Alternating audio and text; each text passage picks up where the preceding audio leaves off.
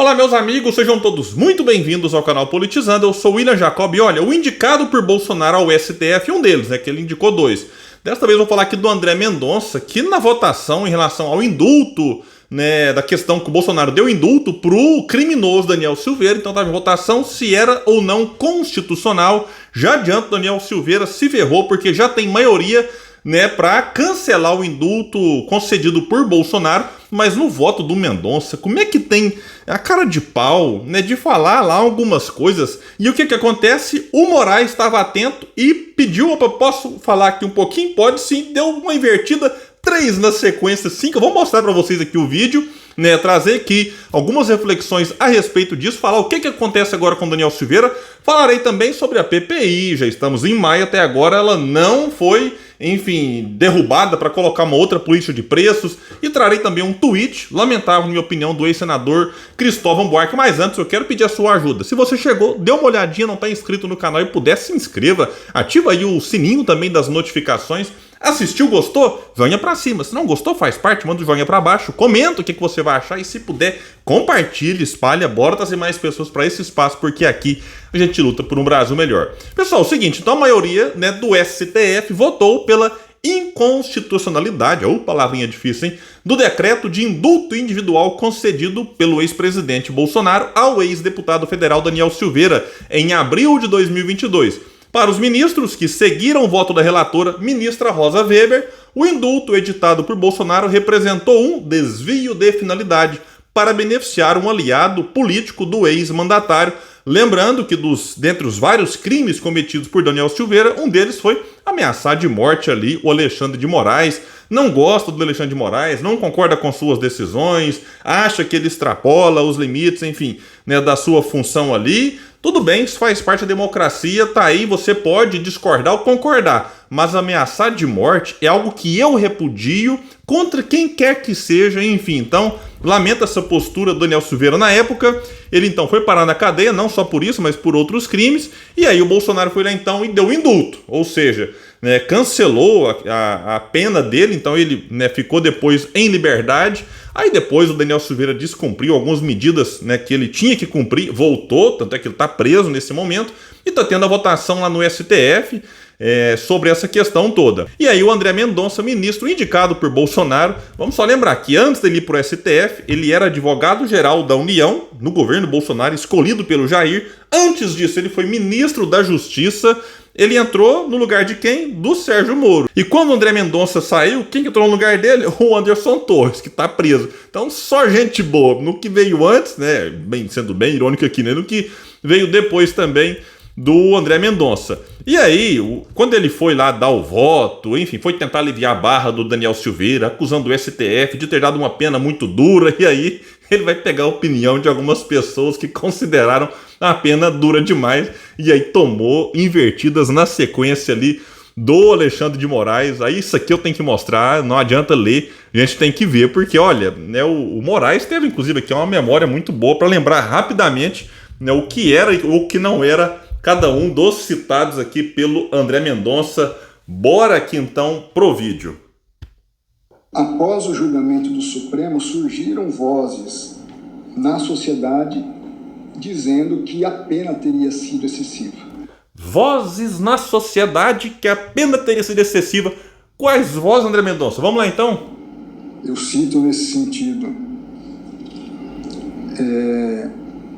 entrevista dada ao jornal Estado de São Paulo por Fernando Abrúcio, em matéria publicada no dia 28 de abril de 2022. Diz a chamada da matéria: pena de Daniel Silveira foi um pouco exagerada e Congresso não deu suporte ao STF, diz pesquisador. Permite, ministro André? Permito. O Abrúcio é jurista? Não. Não, só para que conste dos anais. Mas se... Nossa senhora, é jurista? Não. Então beleza, pode prosseguir aí. Aí podia ter parado por aqui, podia ter olhado no papelinho que ele tinha lá para ler e falar, opa, já que eu fui indagado aqui em relação a um, não vou nem citar os outros. Mas não cansou de passar vergonha nessa primeira abordagem aqui e insiste, vejam bem. Cito também Fernando Capês, um consultor jurídico, que foi colega de Vossa Excelência. E à época deputado candidato a deputado pelo partido do presidente.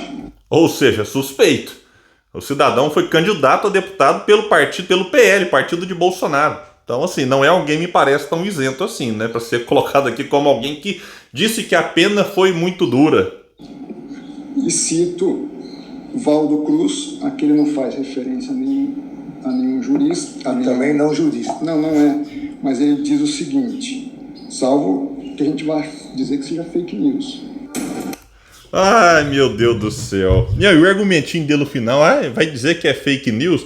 Olha, toda sinceridade aqui, é lamentável, né? Ver a postura do André Mendonça num julgamento trazer esse tipo, a manchete, a chamada da matéria. E assim, só para trazer aqui, antes de falar dos votos e tudo mais, só para lembrar que quando o pessoal fala, mas tudo no STF agora, Alexandre de Moraes, não, a relatora disso aqui foi a Rosa Weber, que votou então pela inconstitucionalidade do indulto concedido por Bolsonaro. Aí o voto dela foi seguido por Moraes, Edson Fachin, Luiz Roberto Barroso, Dias Toffoli e Carmen Lúcia. Então já tem 6 votos, né, pela inconstitucionalidade do indulto. Detalhe, quem que votou a favor, né, do indulto dado por Bolsonaro aqui? Os dois que ele indicou para o STF, o André Mendonça e também o Nunes Marques. Faltam votar ainda Gilmar Mendes e Fux. De todo jeito, a maioria já está aqui, né, para a tristeza do Daniel Silveira. E eu vou trazer aqui agora o que acontece com ele, né? Vai dizer aqui uma matéria, caso na próxima sessão o STF conclua o julgamento e confirme a derrubada do indulto, Silveira volta a ser condenado em 8 anos e 9 meses de reclusão, em regime inicialmente fechado, pelos crimes de ameaça ao Estado Democrático de Direito e coação. A corte havia condenado o então deputado em 2022. Após o aval do STF, o relator poderá decretar ordem de prisão. Com a derrubada do indulto concedido por Bolsonaro, confirmada pelo Supremo, o cumprimento da prisão não é imediato. Neste caso, a corte volta a julgar. Vejam só que trabalheira que o cidadão está dando aqui, que Bolsonaro deu dando esse indulto, né, inconstitucional aqui já decidido. Desta vez, né, volta a julgar. Desta vez, os embargos de declaração. Caso sejam derrubados, é decretada a ordem de prisão. Por já estar atrás das grades desde fevereiro, por descumprir medidas cautelares, Silveira pode ter sua pena agravada com esta recondenação. Mas que coisa, hein? Então, enquanto isso, Daniel Silveira continua lá em Bangu 8, mesmo presídio que está outro bolsonarista radical, que é o Roberto Jefferson. Não era, né? Roberto Jefferson foi preso no mensalão do PT, fez o discurso de defesa lá do Fernando Collor, enfim, esse aí gosta de estar perto e puxando o saco de quem está no poder. E aí, Bolsonaro no poder, o Roberto Jefferson virou bolsonarista, pegou em armas lá, jogou granada na Polícia Federal, enfim, então eles estão no mesmo presídio. E já pensou se manda o Anderson Torres para lá? Dá para formar um trio bolsonarista. Pessoal, enquanto isso, toda essa discussão, joias, cartão de vacina, e a gente fica distraído com tanta coisa, e a política de preço da Petrobras, na minha opinião, criminosa, continua. Agora o que acontece? O governo Lula já indicou, o conselho já tomou posse lá, o governo sempre teve aí 6 votos de 11, então tanto o governo Bolsonaro, que mentia, o Bolsonaro falava assim, eu não posso fazer nada, pode, né? A maioria dos conselheiros que lá estavam eram indicados pelo governo. E agora o que acontece? O Lula até então dizia, mas os que estão lá foram indicados por Bolsonaro, tem que esperar abril, porque abril o governo indica os 6 nomes e aí a gente vai mudar. Tá aí, abril já acabou, já estamos aqui, né, na primeira semana de maio, já está indo embora e a PPI continua. William, mas tem que ter paciência. Como é que tem paciência se em 2022 a Petrobras, né, transferiu para os acionistas por dia, né, quando você pega ali, quando você divide o que foi transferido no ano pelos dias do ano, praticamente 500 milhões de reais. Então só agora em maio, até o dia 5, algo em torno de 2 bilhões e 500 milhões de lucro, pegando aqui o que foi auferido ali em 2022, vindo aqui, né, pra gente ter uma noção. Então como é que tem paciência? Vai ficar esperando até quando? Agora, de onde surgiu esse lucro? Que o ano passado foi aí algo em torno de 200 bilhões. De onde? Saiu do meu, do seu, do nosso bolso. Então não dá para ter paciência, não é a hora de cobrar, não é a hora de pedir pressa, não tá atrasado. Na minha opinião, já tinha que ter, antes de indicar esse novo conselho, sentado com os conselheiros, meus cavalheiros, né?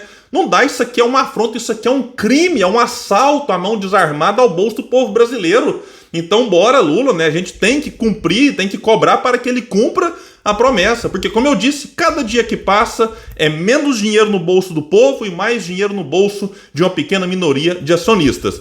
E para fechar esse vídeo, eu trago aqui um tweet do senador, do ex-senador na verdade, Cristóvão Buarque, que só para lembrar, votou pelo impeachment da Dilma, votou a favor do teto de gastos, votou a favor da reforma trabalhista, e ele postou o seguinte: sem a PEC do teto, talvez o Brasil que estaria hoje pedindo ajuda à Argentina. Se a Argentina tivesse tido a responsabilidade que nós tivemos, forçados pela PEC, ai meu Deus do céu, ele tem a cara de pau de dizer algo assim, né, que foi o teto de gastos que ele votou a favor, que salvou o país, o Brasil, de virar uma Argentina, o que é uma grandiosa mentira. Não dá para comparar a economia da Argentina com a nossa, questão de reservas, questão de economia dolarizada, e cadê eles lá é bem mais do que a nossa. Eu mesmo fui lá e respondi, né, tirando aqui até um sarro, pronto, você pega um país que vai mal para aliviar sua consciência diante do seu péssimo voto favorável ao trágico teto de gastos.